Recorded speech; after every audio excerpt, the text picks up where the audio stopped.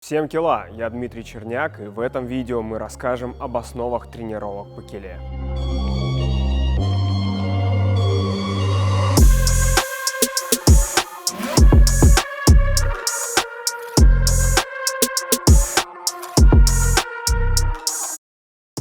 В этом видео мы не будем касаться тактических аспектов тренировок, а сосредоточимся именно на физической подготовке. Тренировки по киле условно можно разделить на 4 блока. Первое – это работа над скоростью и координацией. Второе – работа с мячом ногами. Третье – работа с мячом руками. И четвертое – силовые приемы. Не обязательно каждую тренировку прорабатывать все 4 аспекта. Достаточно сосредоточить свое внимание на одном-двух, но самая неотъемлемая часть любой тренировки – это разминка. Разминка – самая важная часть любой тренировки. Она подготавливает организм к дальнейшим нагрузкам, что позволяет избегать травм и нежелательных последствий для сердечно-сосудистой системы. Базовый комплекс разминочных упражнений вы можете свободно найти в интернете. При этом особое внимание уделяйте разминке голеностопа и коленей. Именно на них приходится большая часть нагрузки в киле.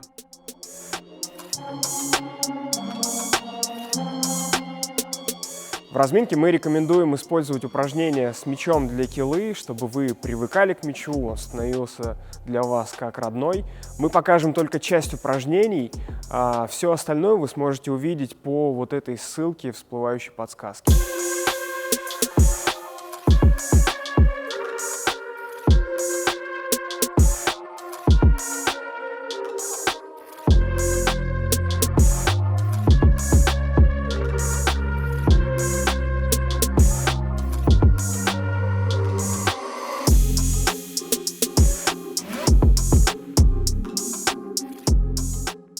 Скорость и координация – очень важные качества килиста, которые позволяют ему показывать качественную игру. Мы продемонстрируем вам базовые упражнения, которые дадут вам старт в развитии этих навыков. Практически все базовые упражнения на координацию и скорость можно выполнять на координационной лестнице. Этот простой с виду снаряд позволяет делать около сотни различных упражнений, которые тренируют не только мышцы, но и мозг. Сами упражнения и технику их выполнения вы легко найдете в интернете. Главное, регулярно включать их в ваши тренировки, и уже через месяц вы заметите результат. Также для улучшения скорости и координации можно использовать различный челночный бег и бег до фишек по заданному маршруту. Простейшее упражнение для тренировки взрывной скорости – это вожжи. Бегущему атлету создается сопротивление с помощью специальных лямок, резинки или обычного ремня. В конце дистанции вожжи отпускаются, и бегущий атлет делает ускорение, пробегая еще 20 метров. Работа с мячом в руках – это основа основ в киле. Именно в руках нужно занести мяч в город, чтобы совершить результативное действие. Мы вам покажем правильную технику броска и приема мяча. Прежде всего нужно научиться правильно ловить мяч. Это поможет вам сохранить пальцы в целости и сохранности. Обычно, если пас короткий и легкий, то принимают его на вытянутых руках. В этой технике важно раскрыть и развернуть ладони, чтобы мяч прилетал в район основания большого пальца, и уже после этого мяч фиксировать пальцами.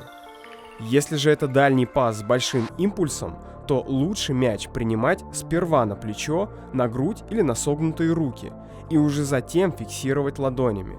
Так прием быстро летящего тяжелого снаряда станет более уверенным и безопасным.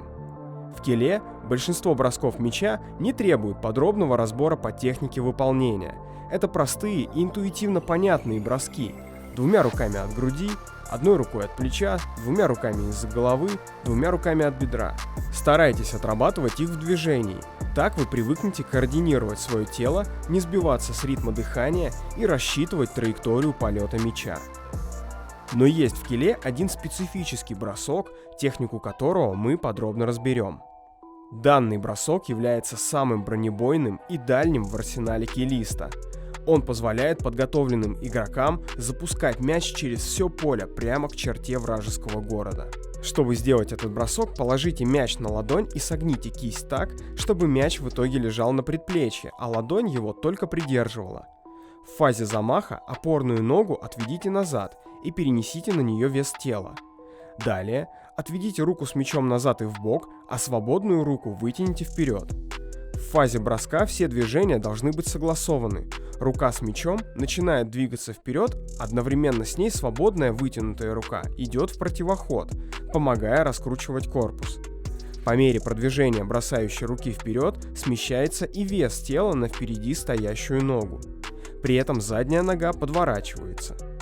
В конце движения мяч подкручивается и досылается пальцами.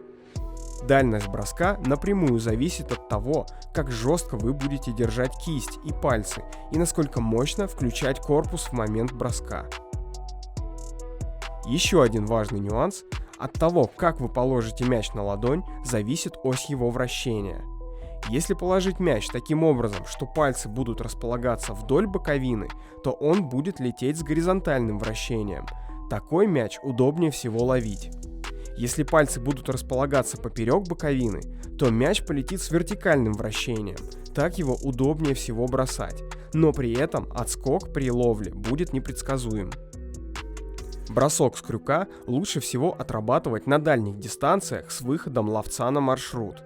Маршрут – это заранее согласованная траектория движения ловца и точка приема мяча. Кила – уникальная игра, где нужно уметь хорошо играть не только руками, но и ногами. Мы вам покажем технику игры ногами и основные упражнения, которые помогут вам привыкнуть к этому необычному мячу, который весит 1,5 килограмма. Сперва начните катать мяч друг к другу на коротке, легкими ударами боковой частью стопы. Это поможет вам прочувствовать мяч, подготовить связки к работе с мячом, и вы привыкнете к траектории его движения по земле. Для отработки контроля мяча в движении можно использовать простейшую змейку. При этом специфика килы не позволит долго возить мяч по земле, поэтому все же ключевой навык в работе ногами с мячом – это уметь его навешивать. Есть две основные техники навеса – навес подцепом и навес ударом. Чтобы поднять мяч подцепом, необходимо носок подсунуть под нижнюю часть мяча и сделать движение ногой, как будто вы зачерпываете воду, натягивая носок на себя.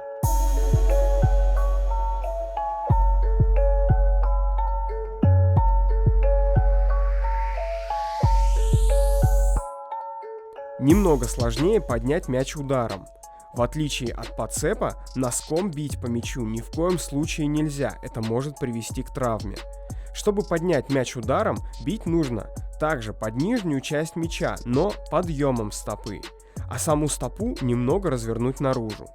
Важно в этом движении опорную ногу ставить рядом с мячом, а стопу бьющей ноги держать в напряжении, иначе мяч для килы не простит к себе халатного отношения.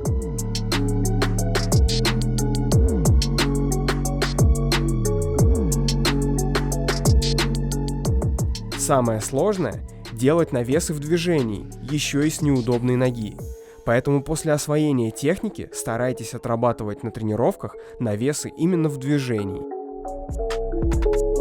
В киле можно атаковать любого игрока на поле, поэтому умение применять силовой прием – это та база, необходимая игроку вне зависимости от его основной роли. Новичкам мы не рекомендуем сразу делать броски и проходы в ноги.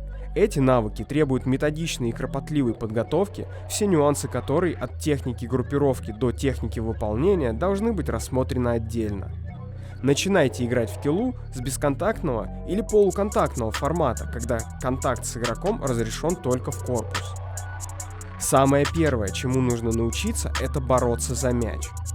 Для этого фишками размечается квадрат 5 на 5 метров, в пределы которого заходят два игрока, один с мячом, другой без. Задача игрока с мячом – удержать мяч определенное время и не выйти за пределы квадрата. Задача игрока без мяча – мяч отобрать. Схватка должна быть быстрой и длиться не больше 30 секунд. По истечении времени схватки игроки остаются в квадрате и меняются ролями, таким образом отрабатывая несколько схваток подряд в рамках одной сессии. Мы надеемся, это видео помогло вам понять, из чего может состоять базовая тренировка по физической подготовке килиста. Ставьте пальцы вверх и не забудьте подписаться на наш канал.